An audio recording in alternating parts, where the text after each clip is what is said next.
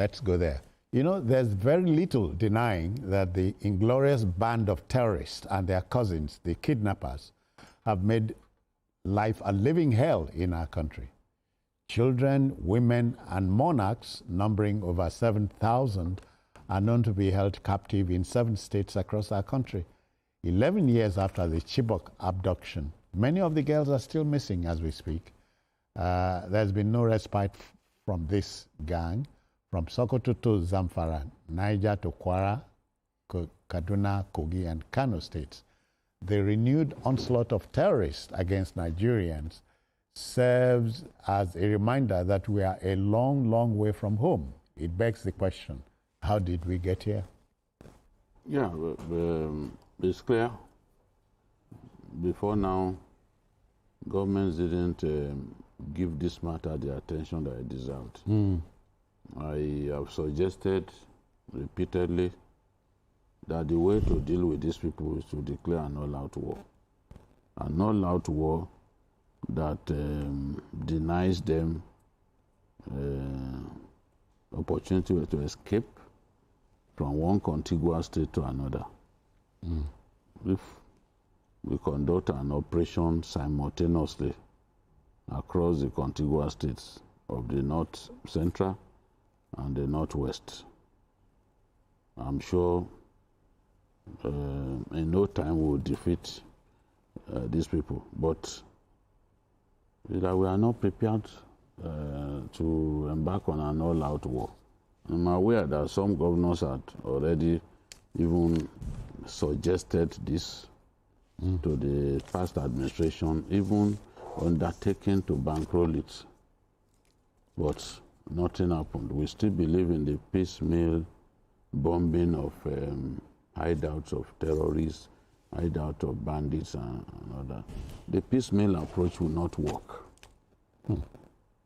So I'm not surprised about the figures. Yes, some of the figures could be exaggerated, but the truth embedded in what we are talking about is not exaggerated. The truth is bandits are running rampant in the states of the Northwest and North Central of our country. The truth is Boko Haram terrorists are running rampant in some states, at least 2 states of the Northeast. States like Taraba, there's a lot of banditry. Okay. Yobe and Borno, there's a lot of Boko Haram activities. Adamawa, where Boko Haram once controlled 7 local governments, there is still a bit of Boko Haram presence in those areas, especially along the border with Borno State. That's in Borno South. Places like Goza, Pulka, all of those areas, you know, are close to along the boundary with Adamawa State. The Mandara Mountains, for example, has been a fortress for the Shekau faction of the Boko Haram for years. We've not been able to dislodge them from there. And they keep the abductees in such places. So hearing that there are more than 100 bandit camps in Zamfara is frightening. And from there, Zamfara exports bandit leaders to all parts of the north. I can tell you that most of the bandit leaders are from Zamfara. Well, as he said, the freewheeling attitude of these merchants of death seems to galvanize other groups, if you see what I mean. Yes. They are freewheeling, moving here and there. It wasn't as bad as this in 1999. In fact, we never had anything like this, anything near this. And when we are talking about 7,000 people in captive. Including monarchs. Monarchs, yes. I believe that figure is not accurate. It might be more than that, or it might be less. Because I know that a community in the Ekiti State, between Ekiti and Kwara State, Yemero.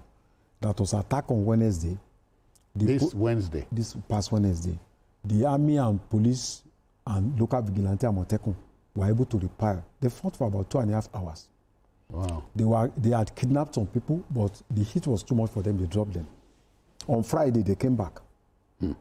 Really? Nobody ever imagined. You know, they are also very smart because they know that after you've had a kind of illusion of defeat, they will come at the time you never expected. So they came back 2 days after and took 5 people.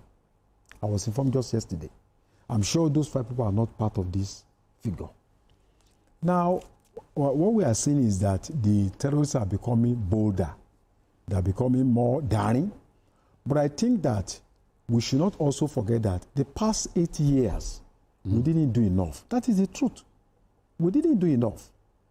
And I blame some people in the government at that time. I can't blame the party as a whole because there were different caucuses in the party.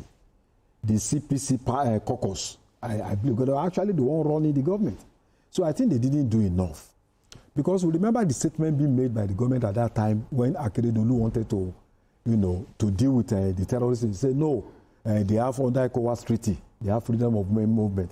I remember the former governor of Ekiti State was trying to get drones.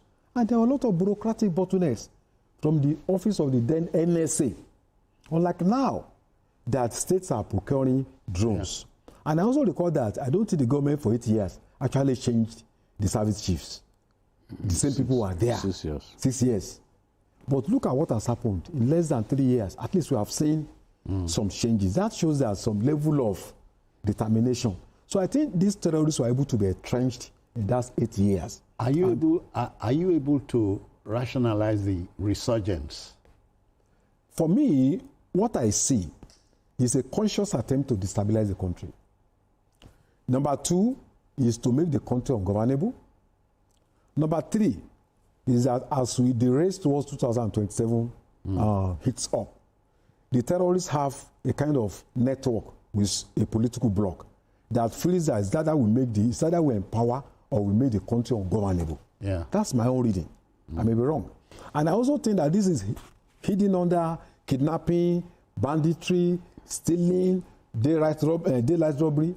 And I also think there is a movement that is actually, Islamic extremists that feels that we must turn this country into an Islamic state. Right. But there is a connection between all these forces with the intention that the people in power today, we don't want them. That's why I think as 2027 comes nearer, the government needs to do more. They'll be more daring. Just see what is going to happen from January. So it's all politically motivated. Look, we see this country as our own. It's our hegemony, it's our fiefdom. Democracy is an anathema. We don't, because democracy means you have to rotate power, so they are used to a theocratic mindset. That look, it's either we have somebody is one of us there, or we are directly in power. So it's either we have it or we destroy everything. But they must be conscious of the fact that history is not on their side. Yeah. At the end of the day, they might lose everything. Because there's no way you can have a multipolar society and you want to be the one in power at all times. Yeah. It will backfire. BQ, how do you take this home? Yes, we just have to do whatever it takes to defeat these bandits. The new Minister of Defense has so much going for him. Nigerians have so much faith in him. He understands the terrain, he understands the issues, he understands what needs to be done. And I will implore the President to give him all the support that he needs. I will implore the National Assembly to give General Musa all that he needs. Musa knows that he cannot afford to fail, given the overwhelming approval of his appointment by the President, overwhelming approval by Nigerians of his appointment. He knows that he cannot afford to fail. And I believe that that should drive him to help us make real progress. People are saying, oh, Trump. If not for Trump, we wouldn't have even gone this far. Well, I thank Trump for showing interest in our matters, though I do not agree with him that the genocide is limited to 1/5. If we agree on genocide, I do not agree that it's limited to 1/5. Yeah. Nigerians, we are talking about Zamfara now, more than 100 terror camps. The majority of those people there are Muslim. Yeah. So let the killing stop, no matter the fate of the victims. Yeah. That is what we want to see. A Nigeria that every one of us will be happy to live in.